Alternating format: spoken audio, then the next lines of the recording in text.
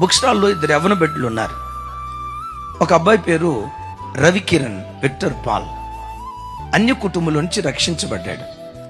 Polytechnic చదువుతూ మొత్తానికి పూర్తయిన తర్వాత ఉద్యోగం వచ్చింది. ఉద్యోగం చేస్తూ మన మందిరానికి వచ్చాడు. ఆ రోజుల్లో ఆ బాబు జీతం 13,000 రూపాయలు.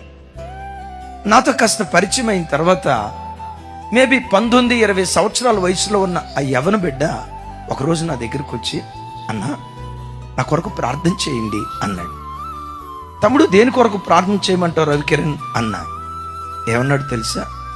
భవిష్యత్తులో ఇదే హైదరాబాదులో నేను ఒక కంపెనీ స్థాపించేటట్లు, ఈరోజు ఒక కంపెనీలో పనివాడిగా పనిచేస్తున్నాను, భవిష్యత్తులో ఇలాంటి కంపెనీకి నేను యజమానుడిగా మారేటట్లు నా కొరకు ప్రార్థన చేయండి అన్నా అన్నాడు. సహజంగా 18 సంవత్సరాలు 20 సంవత్సరాల పిల్లోడు ఆ మాటలంటే వినేవాళ్ళు కొన్నిసార్లు ఏమనుకుంటారు తెలుసా? మనోడు కాస్త బడాయోడులాగా ఉన్నట్టున్నాడు, వీడంట కంపెనీ పెడతాడట, చదివింది పాలిటెక్నిక్. ఏంటే ఈ పాలిటెక్నిక్ ఆయన కంపెనీ పెడతాడట, ఈ కాస్త బడాయి మాటలా ఉంటాయే అన్నట్లు కొన్నిసార్లు అనుకుంటారు. ఆ తమ్ముడు నోట నుంచి ఆ మాట రావటంతో నా హృదయం ఉప్పొంగి, దేవుడు ఈ మాటను స్థిరపరుచును గాక అన్నా. ఇంజనీరింగ్ పూర్తయింది, ఎంటెక్ పూర్తయింది, ఓ గొప్ప సాఫ్ట్వేర్ కంపెనీలో ఇంజనీర్గా ఉద్యోగం చేస్తూ నెలకు కొన్ని లక్షల రూపాయలు సంపాదించేవాడు. దేవుని కృప, ఒక 6 నెలల క్రితం సొంత కంపెనీ పెట్టుకోవటానికి దేవుడు ద్వారాలు తెరిచాడు. 19 సంవత్సరాల చిన్న పిల్లోడు.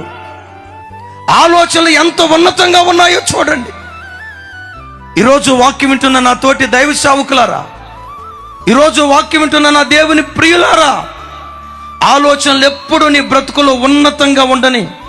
నీ ఆలోచనలు ఎంత ఉన్నతంగా ఉంటాయో నీ భవిష్యత్తును కూడా నీ దేవుడు అంత ఉన్నతంగా తీర్చిదిద్దును గాక. యవ్వన బిడ్డలారా, నా వైపు చూడండి. మీ తాత ముత్తాతల వంశంలో అందరూ ప్రైవేట్ ఉద్యోగస్తులేనా? మీ తాత ముత్తాతల వంశంలో రెక్కాడిన డొక్కాడని పేద స్థితిలో పుట్టి పెరిగిన స్థితిగతుల?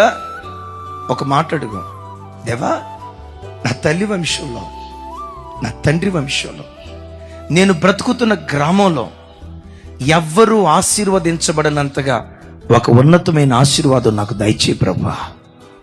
ఈ స్థితిలో బ్రతకొద్దు.